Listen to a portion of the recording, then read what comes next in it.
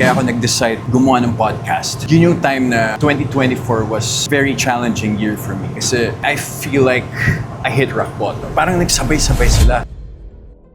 Have you received indecent proposals because of your sexy photos? You know what? Surprisingly, Are you honing your paternal skills already? Well, Are you looking in that direction? Wala naman nagclaim na may baby. as of now, parang ngayon alam ko na sila. For me lang, alam mo yung kasabihan na happy wife, happy life. Talaga, so pag ganun, under ka, submissive ka? I think so, because Did you ever ghost a girl? I've experienced it once.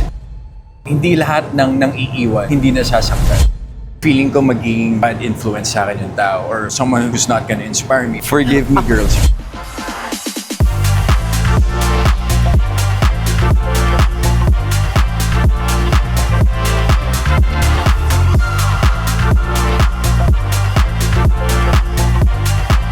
Hello mga kadaldal, our very special guest today was most likely on the front row nung nagsabog si Lord ng sex appeal at ng katalinuhan because he is brawn and brains. My very special guest, Joseph Marco.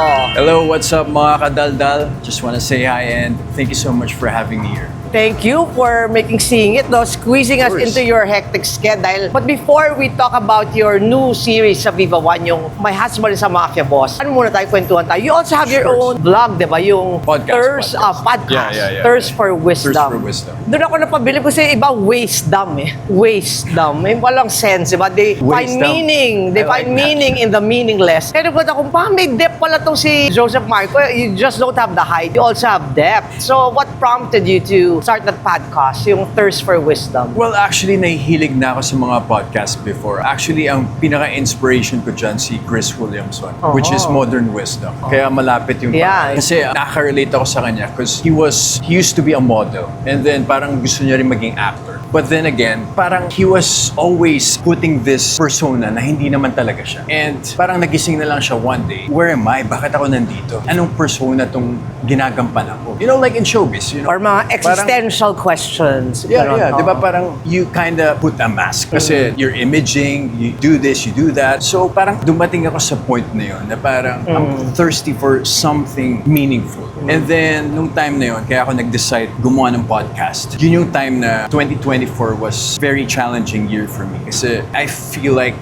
I hit rock bottom. You know, in terms rock of bottom. in terms of experience, friendship, career, relationship, parang nagsabay-sabay sila. And So naging outlet mo tong podcast. yeah, it's a beautiful wake-up call. Kasi doon talaga ako nagising, natuto ako. And so, yun, nanonood ako ng mga podcast and then sabi ko, sino bang Filipino or local ang pwede kong i-follow? But sabi ko, parang no one speaks kung ano yung iniisip ko. Sabi ko, so I asked myself, like, why don't you do it? Sabi ko, na, it's too much work. I don't wanna edit, shoot, ang daming, alam kong matrabaho yan. But then again, you know, I challenged myself. And so, yun, nabuo yung Thirst for Wisdom. What else do you thirst for at this point of your life aside from wisdom? What do you thirst and hunger for? Just finding purpose and meaning in every day, you know, because I feel like once you get to the end of material things, relationship, and all superficial stuff, parang you will feel everything is so shallow. You want something deeper and meaningful, which is a good example would be, nahanap ko yun sa adopting and helping, rescuing cats. Yeah, that was my next question. Dapat nakakabilib ka na talagang nire-rescue mo yung mga stray cats sa parking lot, wherever you find them. It really speaks volumes about the kind of man that you are, na not just good looks but a good heart to match. Well, I try my best. Oo. So Actually, how many cats do you have now? 14 cats. 40? 1-4. 1-4. And you're open pa rin to adopting more cats? Wala eh. I mean, how can you say no if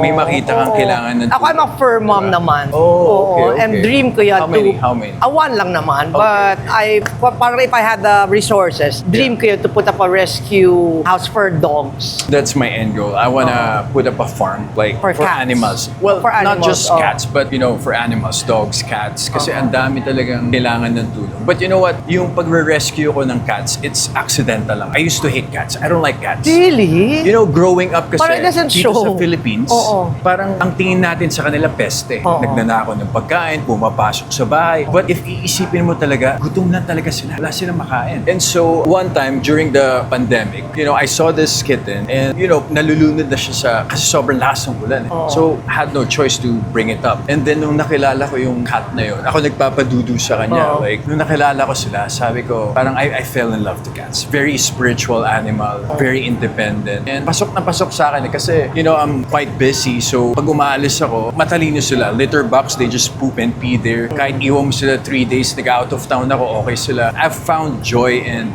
true meaning in rescuing cats. Nakakabilib, grabe, amazing. Ako naman, the more I know about men, the more I love my dog. No offense, man. No, I no. also saw your I post. strongly agree with that, I saw your post about with your nephew, parang talagang you're a doting uncle, no? Are you Yeah. honing your paternal skills already? Well, Are you looking in that direction? Ako na lang yung walang baby sa amin. So, 5 kami magkakapatid. I'm the middle child. Magkakaroon ng baby yung dalawa for the first time. Tapos yung dalawang may baby na. And ako, sabi ko, I don't know eh. Wala naman nagclaim na may baby. Wala. Dahil ba yun sa generation yun? Parang hindi na uso. I don't know. Maybe because I came from a big family, so hindi ko rin siya hinahanap. And then, ang dami kong nephew and nieces. So parang, so far, I feel okay. Ayoko magsalita ng tapos. But I feel okay. I feel okay. I'm happy, tinututukan ko yung mom ko kasi ako nag-aalaga sa mom ko. Ah, And so, grabe, ulirang anak ka na, ulirang tito pa, at ulirang rescuer ng mga pusa. Well, Grabe. I guess it's siguro yung pagiging workaholic rin. It plays a huge part. Na parang you have so many goals, parang hindi mo kayang hatiin yung oras mo. So I'd rather, my cats or my kids. So fatherhood is really not in your agenda yet. ayoko magsalita ng tapos. But as of now, parang I'm happy. I'm okay. So marriage, lalo na syempre, that goes hand in hand eh. I'm open to marriage. Actually, marriage, I think it's May deadline it's a ka ba, must. Joseph, na by this age, I should be married? Wala naman. Kasi I don't really believe in deadline. Oo. If it happens, it's gonna happen.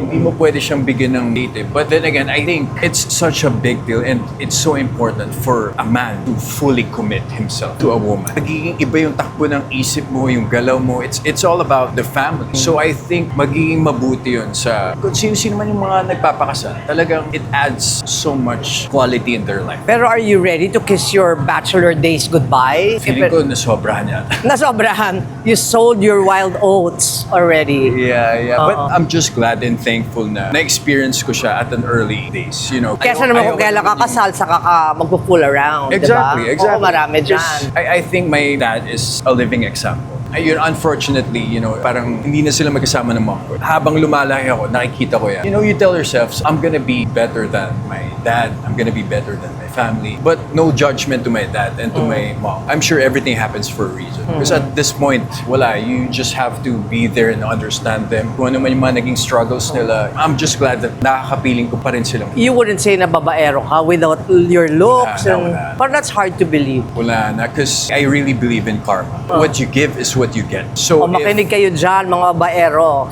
Eto, gwapo na, hindi babaero. Paano na lang yung mga hindi gwapo? Yeah, totoo yan. What you give is what you get. Yes, yes. Alam mo dun pupuntahan, especially if you want to fix your life, kailangan mo talagang umupo at tignan yung sarili mo. So you're a one-woman man talaga. Yeah, I would say. Yeah. Mapunta naman tayo sa Hanford kasi yun ang talagang pag nakikita ka, parang synonymous na kay Joseph Marco yung Hanford. How long have you been with the brand? Alam mo, worrying nga ako dito kasi sabi ko kay Kai, sabi ko, nag-worry ako kasi baka masabaw ako pag in-interview ako ni Dolly because right now, like, hindi pa ako makain ng sweets for a month and a half. And yung carbs ko, it's gone to 80 grams. So talagang, I'm really prepping hard for Hanford. Why? Well, syempre, without preempting, may big event ang Hanford. Yeah, it's parang third year ko na with them and I'm actually shooting in 5 days. So right now, billboard I'm depleting na fats. bonggang-bongga. I'm depleting water. Grabe. Kaya medyo natutuyo na ako. But I enjoy challenging myself. I think pressure is a privilege. It's what makes you, So from my first year in Hanford, second year, third year, parang you just want to up the standard. You keep on challenging yourself. Anong pwede kong i-improve this time? I want a better physique this year. So ano Anong kinakain mo lang? Anong diet mo? Sa mga gustong maging Hanford body, It's chicken. chicken without the skin. Without the skin. It's chicken breast and then spray lang ng olive oil. Yun lang. And then that's it. Sometimes I eat beef after working Yung kamote. out. Kamote, yeah. Before working out and after, kailangan kasi pasukan ng carbs. So you need carbs to burn. And then after workout, kailangan pasukan ng carbs. Pero you also have mga cheat day. Wala. Whether sa diet or sa relasyon, wala kang cheat day. Wala. Kasi nga one-woman man ka, di ba? Aren't you affected, Joseph, na syempre some people will look at you, I pardon the term, as a sex object because of your Hanford, sexy billboard. I'll take it as a compliment. So I'm not really offended with that. Have you received indecent proposals because of your sexy photos? You know what? Surprisingly, wala. I guess... Kasi it was tastefully done naman yung ano mo eh. Yeah. Pag nakita naman nila yung profile mo, it's not just the underwear, it's the entire thing. And they would see, okay, this is a decent person. So, hindi na nila gagawin. Pero may mga iba kasi talagang kahit decent pang ano, yun nga, hanggang eat your heart out na lang. Palagi lang ako nakakabasa ng comment na luluhuran.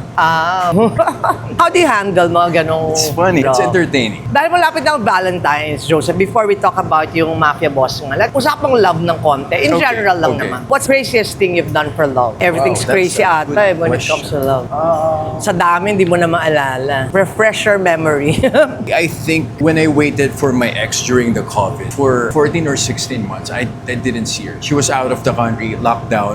So I think that's the craziest, you know, for you to wait That long and stay faithful. Yeah, nakakabaliw. And I'm just thankful na, you know, Coco got me for Provinciano. I was doing Provinciano that time. So medyo preoccupied. Very busy. So nabanggit mo mga ex, would you take an ex-girlfriend back? Never ko pa na-experience. I feel like once na sinara nyo na, it's Close sarado book na. talaga. Not unless talagang parang medyo wala kayong closure and yung breakup nyo, not because maguling relationship nyo, but because you guys have to. Siguro yun pwede pa. But based on my experience, parang wala akong babalik. And what do you find hard naman to understand about women? Ngayon alam ko na sila. For me lang, alamin kasabihan na happy wife, happy life. Sundin mo lang sila. Mahirap talaga silang intindihan. Hindi mo sila ma-figure out. Hindi. So you just have to Don't be try to there for- understand them, just love them. Listen to them. Be there for them. You know, huwag ka na magpaka-lalaki kasi at the end of the day, she's your master. Talaga, so pag ganun, under ka, submissive ka, I think so because that's in a good way. Oo. Nasa lugar. Yeah, nasa lugar. Kasi hindi mo pwedeng i-tolerate yung mga bagay na kapag alam mong imbalance na. like sa'yo, anong hindi mo pwede i-tolerate? Anong red flag for you? Siguro pag papakialaman yung work, Or your career? parang I don't think that's a good idea. So, pero I've experienced it once. It's bad. Hindi siya healthy. But then again, I think kailangan nyo lang talaga mag-usap. Be transparent and sit down. Don't expect na maiintindihan na lahat ng iniisip mo. Kasi hindi naman mababasa yung isip ng tao eh. We're all different. Did you ever ghost a girl?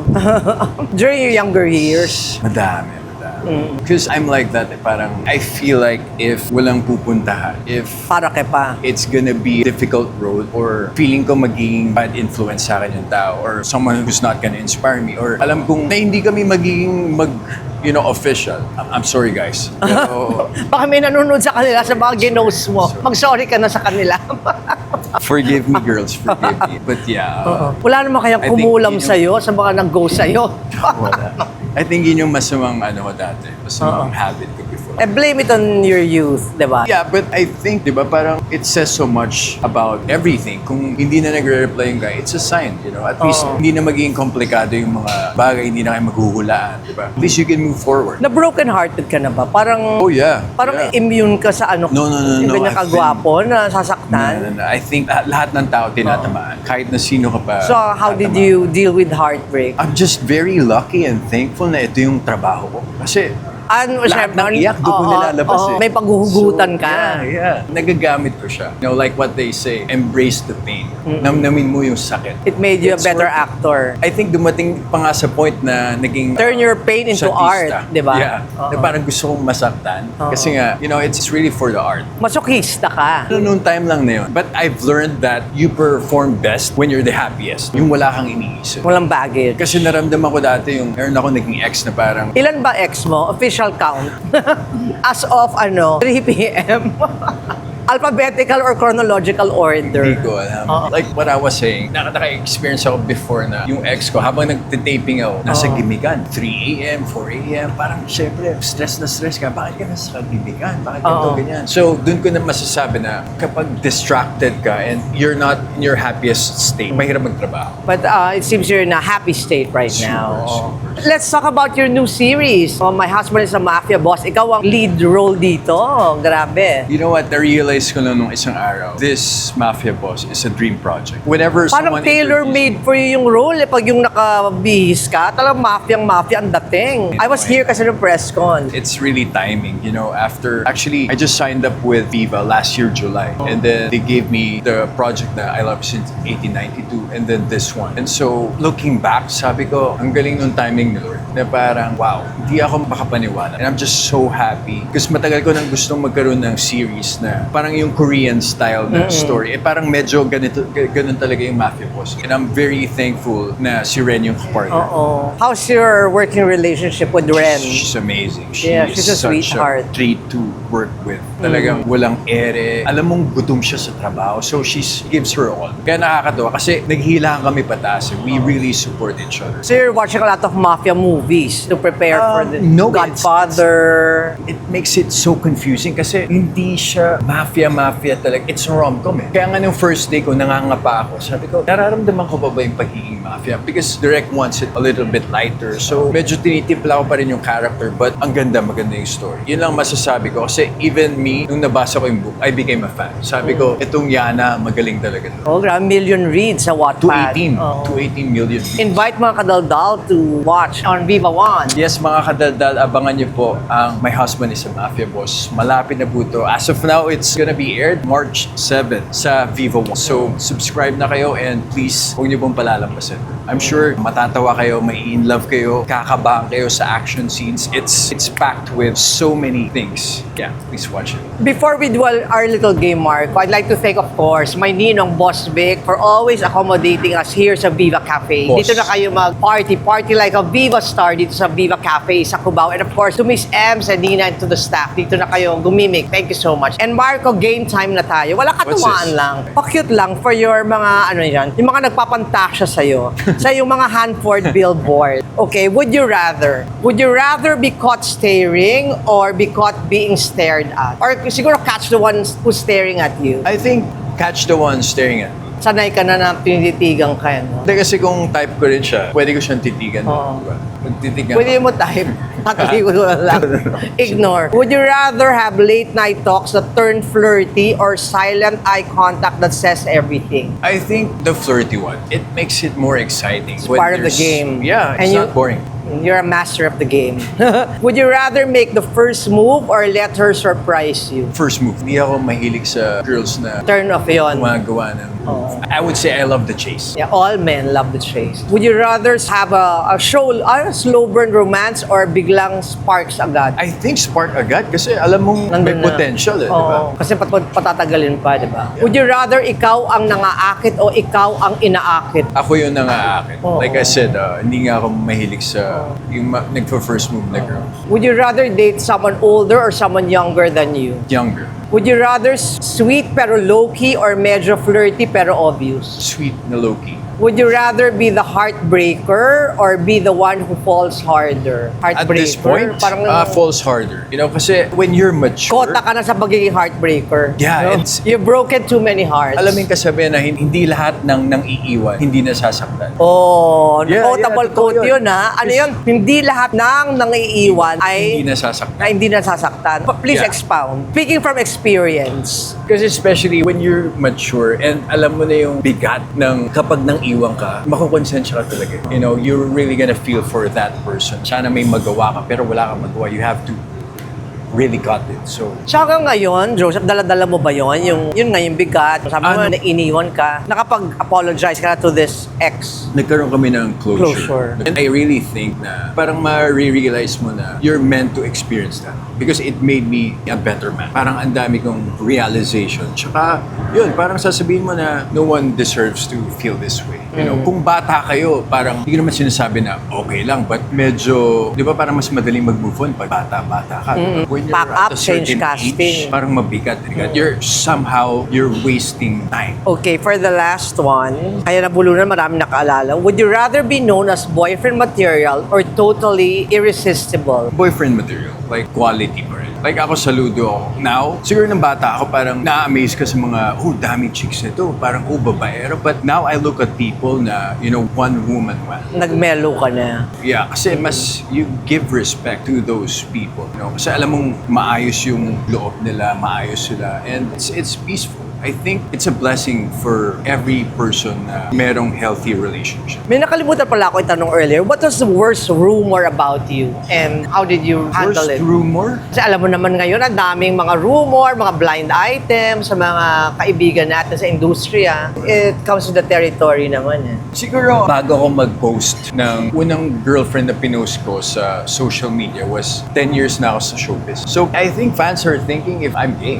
Gay? Nung time na yun, kasi wala. Di ba pag nag-start ka, you choose not to have a girlfriend or hindi mo ilalabas kasi wala. Protected. Just to invest in your So may your rumor career. na ganun sa'yo, na akala nila gay ka. Yeah. Parang wala May namang nabasa ako before. parang wala namang May nabasa maniniwala. ako before. Oo. So, pero nung nag-post na ako, wala na. So I think parang yun pa lang so far yung worst rumor. Hopefully wala nang sumunod pa na mga worst rumor. Whatever it is, right now, I know myself. So kung ano man lumabas siya, parang I really don't care. And what has fame taught you so far? I got this from Chris Williamson. Sabi niya, just because something is hard to obtain doesn't mean it's valuable. Look at profound. Look at the car he's driving. Look at the watch he's wearing. Look at the girl he's with. Pag inisip natin, shit, sobrang valuable siguro ng mga bagay nito. But then you have it, and then you enjoy it for 4-6 months, and then you realize the most important things in the world are not mental things. health, family, friends, love. The best things in life are Parang not things. Mas Really. na-grounded ako nung na-experience ko yung lahat ng bagay. Anything else you want to add to your fans or to your bashers? Bashers. I think we're How do you handle bashers?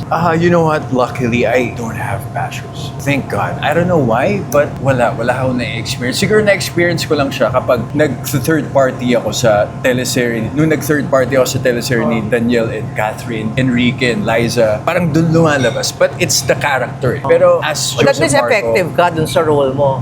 as Jose Marco, thank God na, wala naman. Kasi I feel like masamang pakiramdam yan. Kasi may mga nakikita akong taong binabash talaga. Parang kawawa, pinagpipiyasahan talaga sila. Parang feeling nila hindi tao to. Parang just gonna keep throwing hurtful whatever things they want to say. I hope parang mas maging mabait sila sa mga Yeah, that's what I always say. ginajudge nila. Personalities are persons too. Exactly. So, Tsaka hindi mo dapat alam be a kung little ano yung- kinder. Hindi mo alam kung ano yung pinagdadaanan nila. More kindness this 2026. Kasi para sa'yo rin yun eh. Oo. When you're kind to people, It will you get something. come back to you. Yeah. Thank you so much, Joseph. And of course, I'd like to thank your manager, Thanks, Sky, Sky. for making this possible. Thank you for having Oo. me. I enjoyed. So hopefully, magawa ulit natin. Yes, ituloy mo yung podcast mo, Thirst for I will. Wisdom. Kasi Sabi ko nga feeling sa'yo, ko marami ba tayong pwede pag-usapan? Yung iba, wisdom. Remember that. Waste. I like that. Ako nag-invento Wisdom. noon, Dollyism. Wisdom. Thank you so much, mga kadaldal, for joining. If you're not yet a subscriber, dali na, maging kadaldal na. Maraming salamat sa support. Till next time. Ciao!